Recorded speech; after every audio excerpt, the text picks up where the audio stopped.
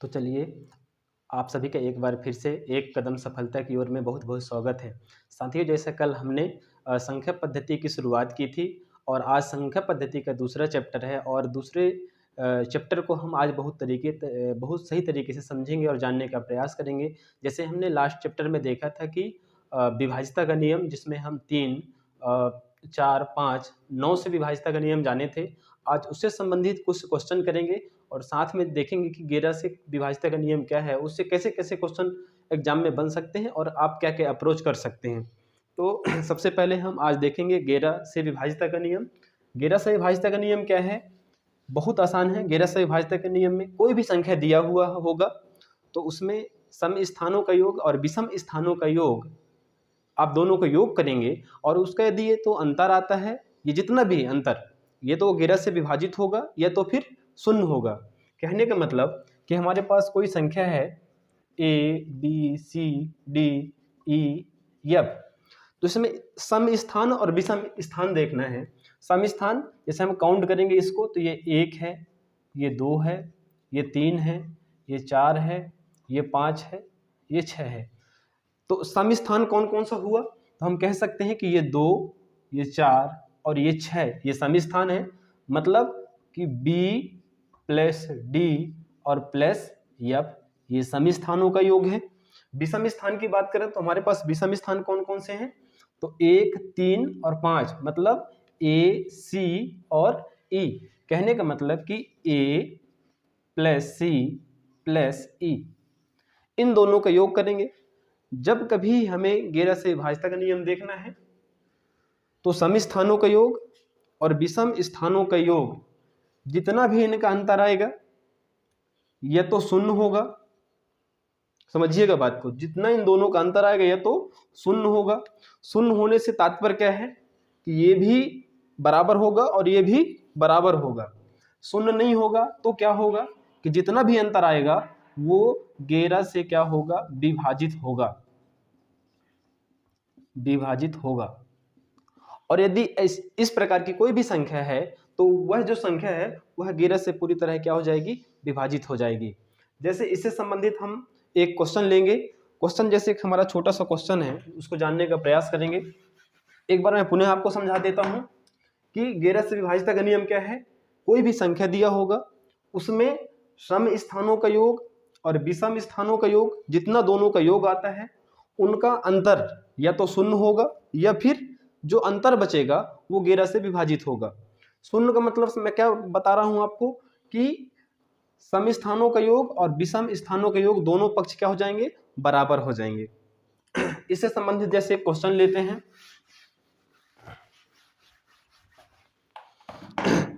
जैसे एक हमारा क्वेश्चन है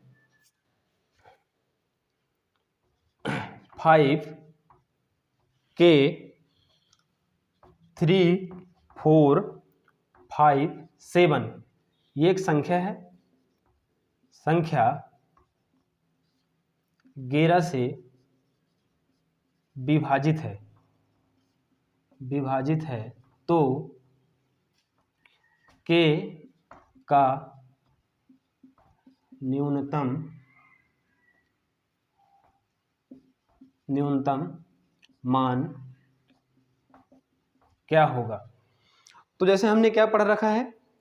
हमने पढ़ रखा है कि सम स्थानों का योग और विषम स्थानों का योग बहुत आसान तरीके से कर लेंगे। कैसे? मैं आपको सबसे सिंपल तरीका बताता हूँ। कुछ नहीं करना है आपको, बस एक फर्स्ट संख्या लेना है और ऐसे एरो बना लेना है, पेयर बना लेना है। ऊपर कैसे लेना है आपको? और ऐसे आपको पेयर बना लेना है। तो हम इस पेयर को देखना है, नीचे वाले पेयर को देखेंगे तो क्या आएगा? 5 प्लस 3 और प्लस 5। ऊपर वाला का पेयर देखेंगे तो क्या आएगा? K plus 4 plus 7।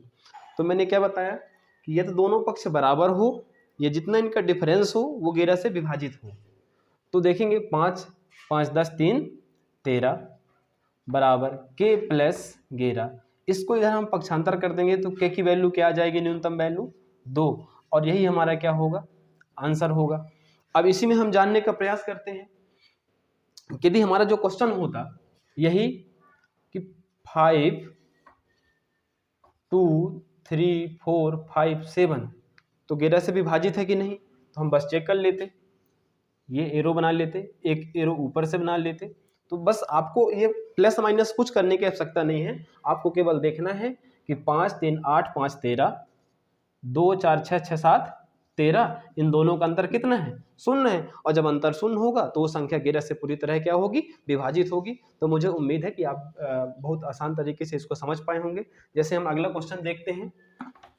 कभी कभी एग्जाम में ऐसा क्वेश्चन आ जाता है कि जिसको हम जल्दबाजी के चक्कर में समझ नहीं पाते और उस क्वेश्चन को छोड़ देते हैं।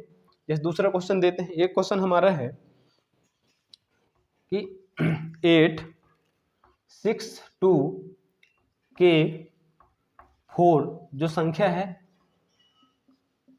11 से विभाजित है, तो के की वैल्यू क्या होगी।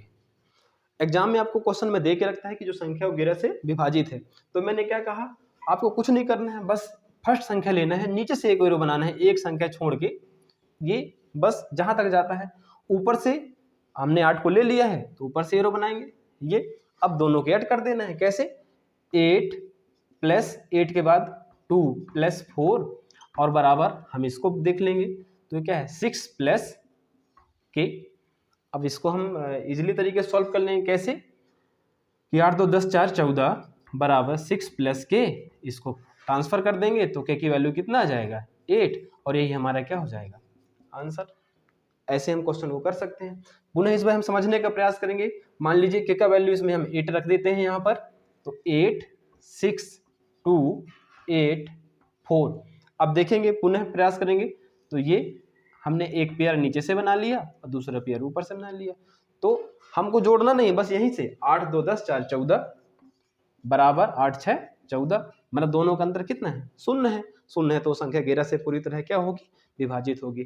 तो उम्मीद करता हूँ कि आप ऐसे क्वेश्चन को एग्जाम में जल्दबाजी न करेंगे और ऐसे क्वेश्चन को बहुत आसान तरीके से आप कर लेंगे। एक अगला क्वेश्चन जो आपको क्या होता है कि कभी कभी हम परीक्षा हॉल में, जो कि हमारा एक माइंड सेटअप होता है, उस माइंड सेटअप के साथ हम एग्जाम में जाते हैं और हमें इतना सोचने का टाइम नहीं मिलता है, जो कि कहीं ना कहीं एग्जाम का जो एक प्रेशर रहता है, तो उस प्रेशर में हमको नहीं रहना है। और वो प्रेशर हमें कब नहीं रहेगा, जो हम घर में अच्छी तरीके से तैयारी कर लेंगे, पूरी तरीके से प्रिपरेशन कर लेंगे, क्वेश्चन की भली भांति रूपरेखा, उसके जितने भी मेथड्स होते हैं उसको हम पढ़ लेंगे, उसको एक्सरसाइज कर लेंगे। तो मैं उम्मीद करता हूँ कि आप एग्जाम में जो गलतियाँ हो जाती हैं, ऐसी गलती आपसे नहीं होगी। जैसे क्वेश्चन एग्जाम में यदि ये आ जाए कि के 381 जो संख्या है वो 11 से विभाजित है, तो के की न्यूनतम वैल्यू क्या होगी, के का न्यूनतम मान क्या होगा। एक संख्या दे के रखा है, वो बता के रखा है कि ये संख्या जो दिया हुआ है 11 से विभाजित है, तो आपको बताना है के का मान क्या होगा। कई बार हम जल्दबाजी में ऐसे क्वेश्चन गलती कर देते हैं और वो दिया हुआ ऑप्शन भी ऐसे रहता है कि हम उसको समझ नहीं पाते हैं। तो मैंने क्या कहा, बस आपको वही करना है, ये एरो बनाना है, एक ही पेयर बन रहा है, एक का छोड़ के ऊपर से एक पेयर बनाना है ये। अब क्या करना है आपको, बस इसको सोल्यूशन करिए आप। तो k प्लस 8 बराबर 3 प्लस 1। अब देखिए यहाँ पर आप एग्जाम में जैसे ऐसे प्रश्न आप करते हैं तो यहीं पर आप समझ नहीं पाते। अब यदि आप उसको सोचेंगे तो कैसे करेंगे आप कि k प्लस 8 बराबर 4 ट्रांसफर करेंगे तो k की वैल्यू -4 आएगा, जबकि ये सही नहीं है।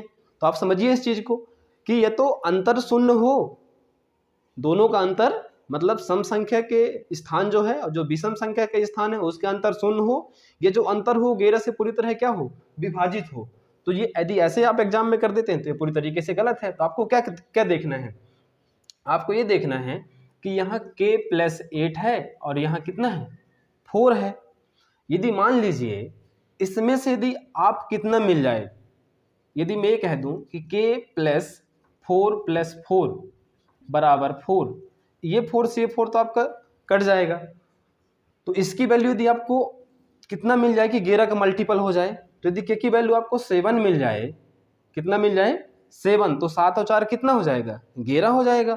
तो ये दोनों संख्याओं का अंतर जब 11 आ जाएगा तो वो भी संख्या हमारी पूरी तरह से क्या हो जाएगा, कट जाएगा। तो यदि मैं k की वैल्यू 7 रख दूं तो k प्लस 4 प्लस 4 इक्वल 4।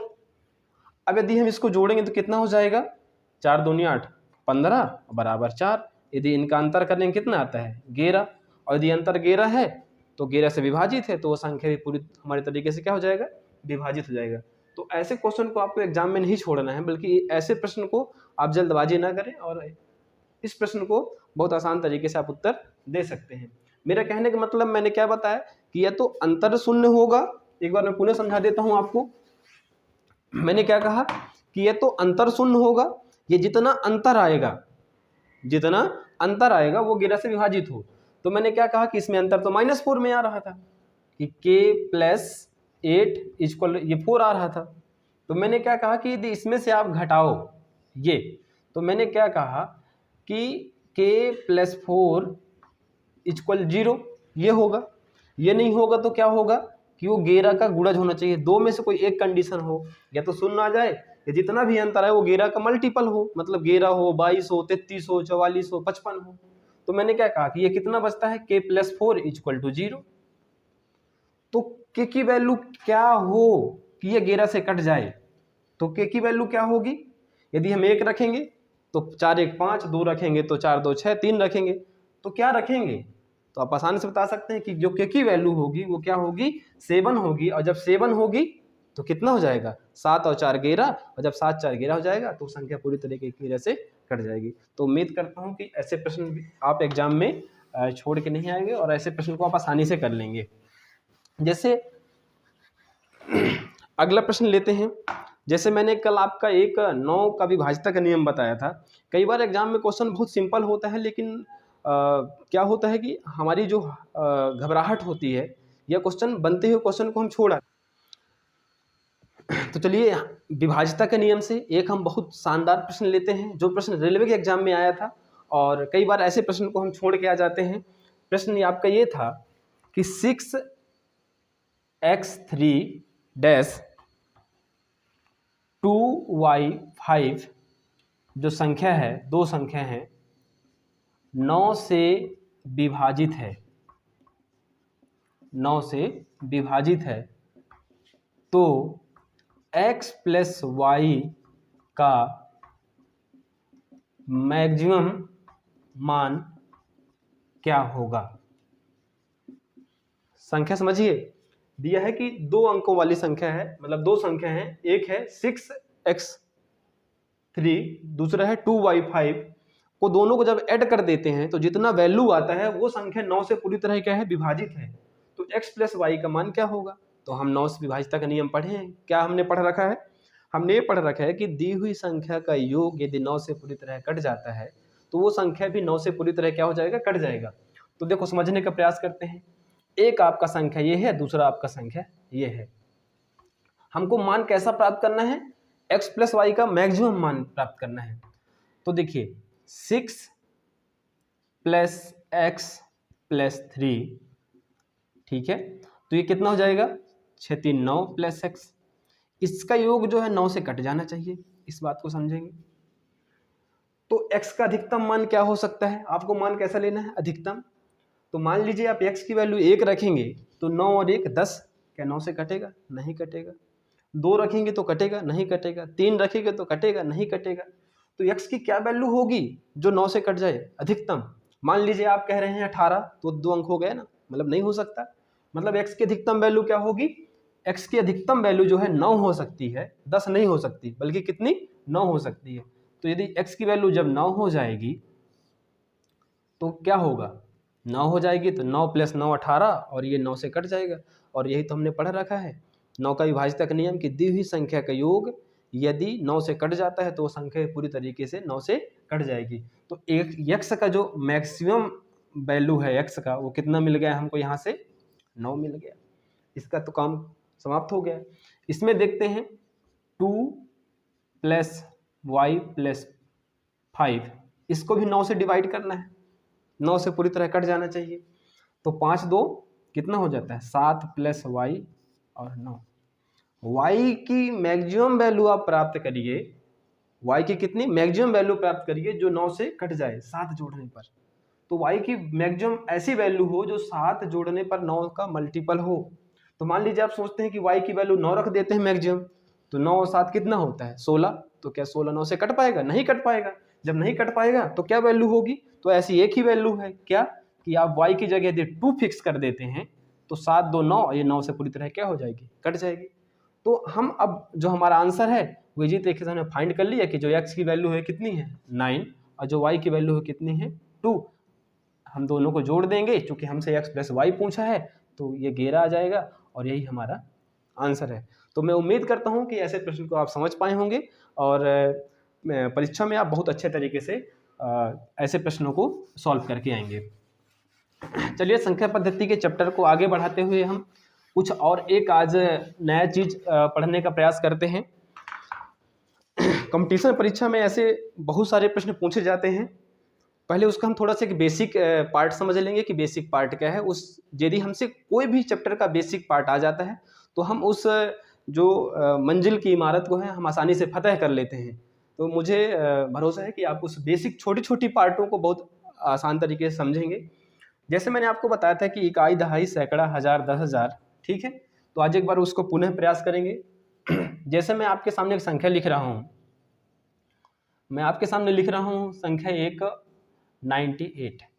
ये एक संख्या है, ठीक है, जिसमें कितने अंक हैं? 2 अंकों की संख्या है। मैं इसको कह सकता हूं कि ये जो संख्या है ये 2 अंकों वाली संख्या है, 2 अंकों वाली एक संख्या है। इसको यदि मैं विस्तार रूप से लिखूं, हमने 6वीं 7वीं 8वीं की गणित में ये चीज पढ़ा रखा है, विस्तार रूप क्या है। तो यदि मैं इसको विस्तार रूप लिखूं तो हम सब जानते हैं कि ये जो अंक है ये इसको क्या कहते हैं हम? इकाई। इसको हम क्या कहते हैं? दहाई। विस्तार रूप कैसे लिखते हैं? तो मैं इसको यदि विस्तार रूप लिखूं तो मैं कह सकता हूं कि 90 + 8, अभी भी ये 98 है। मैं कह सकता हूं कि 9 × 10 + 8 × 1, अब ये इसका अधिकतम विस्तार रूप है। तो मैं कह सकता हूं कि ये इकाई है और ये कह सकता हूं इसको मैं क्या है? दहाई है। ये भी 98 है, ये भी 98 है और ये भी 98 है। तो कोई संख्या का यदि विस्तार रूप बनता है तो जो मैं जिस टॉपिक की बात करता हूं वो भी संख्या पद्धति के अंतर्गत आता है और उससे परीक्षा में कई सारे प्रश्न देखने को मिलते हैं और कभी कभी हम जल्दबाजी में उन प्रश्नों को भी छोड़ देते हैं। तो हम समझने का प्रयास करेंगे कि ऐसे कौन से प्रश्न हैं जो परीक्षा में आते हैं।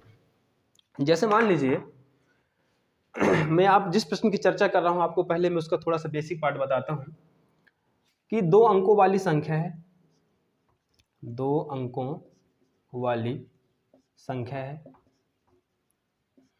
कुछ भी आप संख्या ले लीजिए। एग्जाम्पल के तौर पर मैं यहाँ पर आपको लेके बता रहा हूँ 63, ये आपका 2 अंकों वाली संख्या है। यदि इसके अंकों को मैं बदल कर लिख दूं, ध्यान देने का प्रयास करेंगे, यदि इसको मैं बदल के लिख दूं तो इसको मैं क्या लिख सकता हूं? 36, ठीक है। अब यदि इसको मैं ऐड करूं तो ये कितना हो जाएगा? 6 3 9, 6 3 9। ध्यान देने का प्रयास करेंगे। 2 अंकों वाली एक संख्या है 63, यदि उसके दोनों अंकों हम बदल दें तो वो जो संख्या है वो कितना है? 36। यदि दोनों को हम ऐड करें तो वो कितना आता है? 99। तो ये बात तो हमारे समझ में आसानी से आ जाती है, लेकिन वहां पर हमें संख्या नहीं दी हुई होती तो हम संख्या क्या मानते हैं? हम संख्या ये मानते हैं कि वो 2 अंकों वाली जो संख्या है वो क्या है? 10x + y मानते हैं। क्या मानते हैं?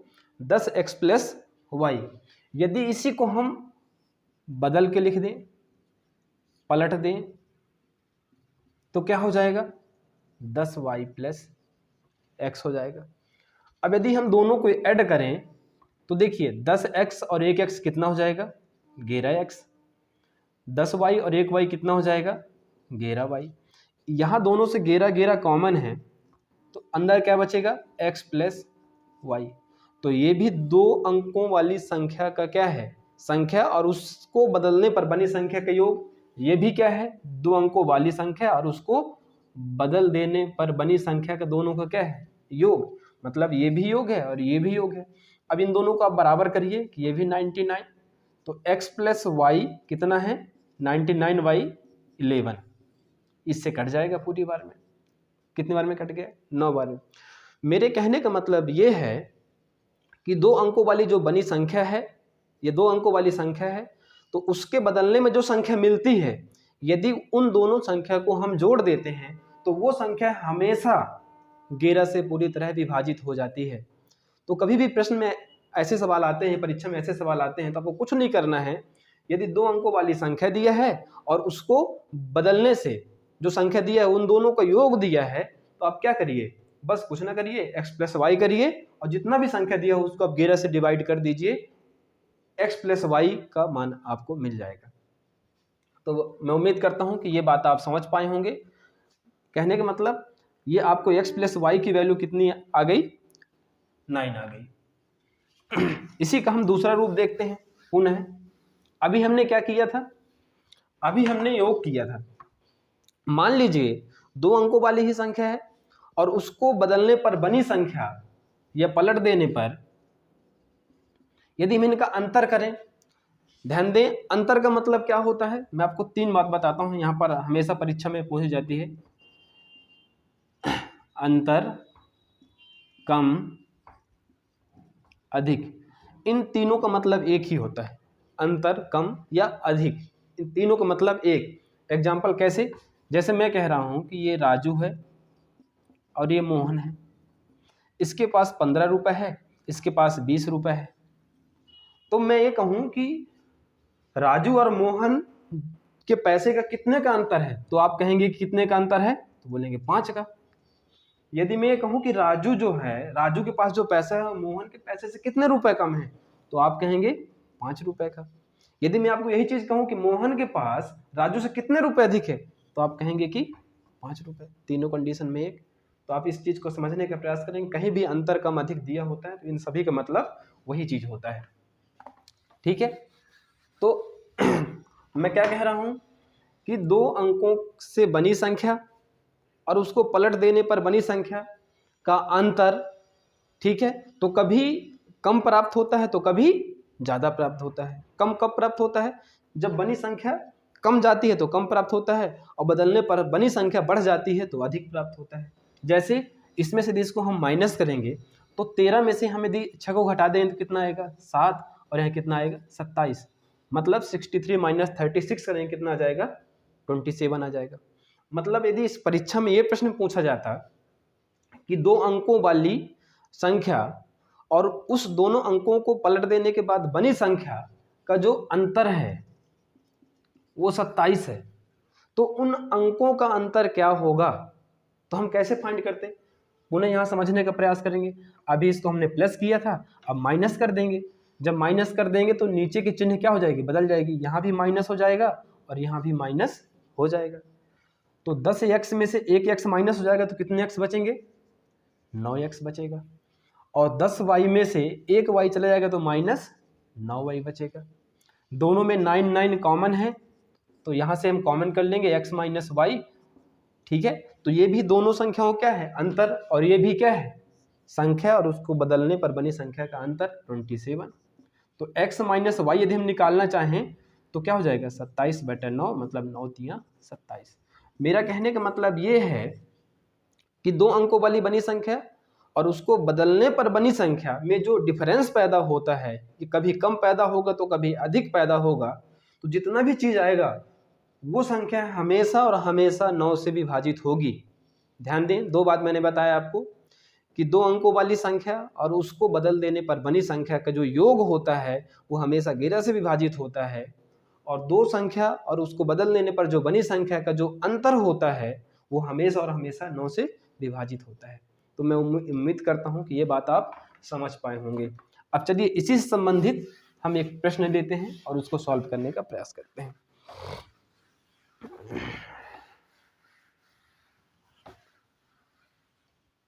जैसे हमारा एक परीक्षा में आपका ये रेलवे के परीक्षा में प्रश्न आया हुआ था कि 2 अंकों वाली संख्या का 2 अंकों वाली संख्या का जो योग है वो कितना है?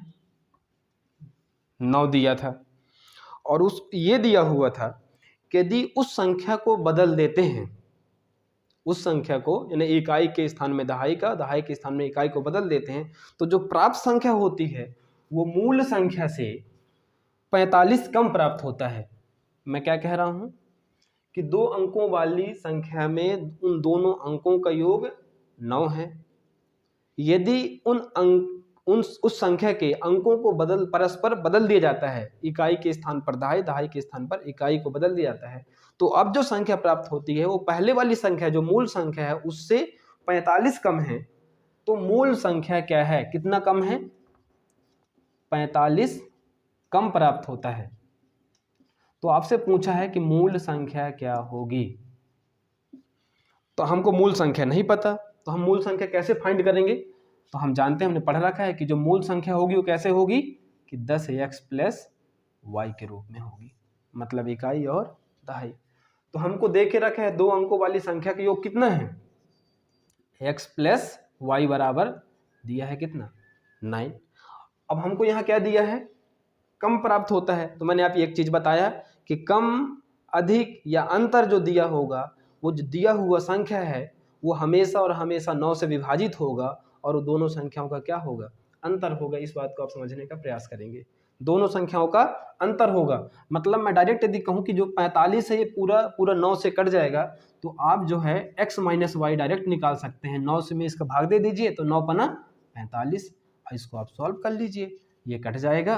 तो 2x की जो वैल्यू आ जाएगी 14, तो जो x की वैल्यू आ जाएगी 7, और जब x की वैल्यू 7 आ जाएगी तो आप इस x की वैल्यू, x प्लस वाई कितना है, 9 है। तो जब x प्लस वाई 9 है, उसमें से x का मान 7 है, तो y का मान कितना मिल जाएगा आपको, 2 मिल जाएगा। और इन दोनों वैल्यू को आप यहाँ रख देंगे, तो यदि आप यहाँ 10 गुणे 7 और प्लस वाई की 2, तो कितना आ जाएगा 72, और यही आपका क्या है, मूल संख्या। बात समझ गए होंगे। आपको कुछ भी नहीं करना है, बस x प्लस वाई 2 अंकों वाली संख्या का योग दिया है, x प्लस वाई 9। आपको बोला है कि जो प्राप्त संख्या होती है वो मूल संख्या से 45 कम है। तो हमने बताया था अभी कि जो भी संख्या है वो जो प्राप्त होता है, कम अधिक या अंतर, वो हमेशा यदि ये चीजें हैं तो 9 से विभाजित होगी। यदि योग दिया होता तो वो 11 से विभाजित होती। तो x माइनस वाई मिल गया, कितना मिल गया, 9 से डिवाइड कर दिए, 9 पन्ना 45, हमने इसको सॉल्व कर लिया, ये हमारा आंसर मिल गया। अब यदि हम प्रैक्टिकल के तौर पर देखना चाहें तो हम इसको प्रैक्टिकल के तौर पर भी देख सकते हैं। कैसे कि देखिए, हम मूल संख्या कितना है, 72। यदि इसको हम बदल देते हैं तो संख्या क्या मिलती, 27। देखिए चेंज हो गया, माइनस करो, 12 में से 7 गया 5, 6 में से 2 गया 4, कितना कम मिला, 45। उम्मीद करता हूं कि ये प्रश्न आप बहुत आसान तरीके से समझ पाए होंगे। ठीक है, एक अगला प्रश्न देखते हैं। अगला प्रश्न है कि वही 2 अंकों वाली संख्या के अंकों का जो अंतर है, अंकों का अंतर है, कितना दिया हुआ है, 5।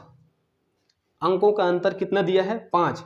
अब उसमें यह चीज दिया हुआ है कि यदि वो जो संख्या है मूल संख्या है और उसमें उसके इकाई और दहाई के अंकों का परस्पर बदल देते हैं, तो जो संख्या प्राप्त होती है, यानी मूल संख्या और प्लस बदलने पर प्राप्त संख्या का जो योग है कितना है, 121 है। तो मूल संख्या क्या होगी, ये हमको फाइंड करना है। तो हम आसान तरीके से फाइंड कर सकते हैं 121। ठीक है, तो हमको यहाँ कैसे सॉल्व करेंगे कि अंकों का अंतर 5 है, मतलब हमको दिया है कि x माइनस वाई 5 है। यदि हमको x प्लस वाई मिल जाए तो हम सवाल सॉल्व कर लेंगे। तो हमारे पास वो संख्या क्या होगी, 10x प्लस वाई होगी। अब मैंने क्या बताया, आपको कुछ नहीं करना है, आपको ये क्या दिया है, योग दिया है। क्या दिया है, योग। और योग है तो आप क्या निकाल लेंगे, हमने बताया कि यदि योग दिया है तो हमेशा और हमेशा 11 से क्या होगा, विभाजित होगा। तो 11 से इसको विभाजित कर लो, तो 11 11 121, मतलब x प्लस वाई कितना आ जाएगा, 11 आ जाएगा। इससे y से y कैंसिल हो जाएगा, 2x बराबर 16 आ जाएगा। जब 2x बराबर 16 तो x की वैल्यू कितनी आ जाएगी, 8 आ जाएगी। और जब x की वैल्यू 8 आ जाएगी तो x प्लस वाई बराबर 11 है, जिसमें से x अकेला खुद 8 है, तो y कितना हो जाएगा, 3 हो जाएगा। इसमें आप वैल्यू पुटअप कर लीजिए, तो 10 अट्ठे 80 और 80 3 कितना हो जाएगा, 83 और यही हमारा क्या होगा, आंसर होगा। उम्मीद करता हूँ कि आप इस बात को समझ पाए होंगे। तो चलिए साथियों आज के लिए बस इतना ही। और जैसे ही आप सभी को पता है कि मध्य प्रदेश पटवारी के पदों में वृद्धि हो चुकी है, तो अब जो है हमारे सिलेक्शन का जो कट ऑफ पॉइंट है थोड़ा डाउन हो जाएगा और आपको एक सुनहरा अवसर मिल जाएगा। तो हमें अभी से बहुत शानदार तरीके से मेहनत करना है, क्योंकि हमारी जो मेहनत है वो बताएगा कि हमारा परिणाम कैसा है। और यदि ये नहीं बता पाया तो आपका परिणाम एक दिन अवश्य बता देगा कि हमारी मेहनत कैसी थी। तो मैं उम्मीद करता हूँ कि आप पूरी तैयारी के साथ जुटे हैं और कंटिन्यू अपनी जो रणनीति है, हर विद्यार्थी का अलग अलग रणनीति होता है, लेकिन हमें अपनी रणनीति के अनुसार तैयारी करनी है, हमें अपने टाइम मैनेजमेंट के अनुसार तैयारी करनी है। तो पुनः इसी तरह हम डेली नए नए कॉन्सेप्ट के साथ कोशिश करेंगे कि हम अगले 1-2 दिन में, एक दिन में 2 या 3 वीडियो लाने का प्रयास करेंगे। तो यदि आपको ये वीडियो पसंद आई हो तो आप जो चैनल है उसके नीचे एक सब्सक्राइब का बटन दिया है उसको प्रेस कर लें और साथ में कमेंट बॉक्स में अवश्य कमेंट करके बताएं कि आपको वीडियो कैसी लगी। सब्सक्राइब करने से क्या होगा कि जो भी वीडियो हम डालेंगे आपको नोटिफिकेशन आ जाएगा और उसको आप देख पाएंगे। तो आज के लिए बस इतना ही। आप सभी को बहुत बहुत धन्यवाद।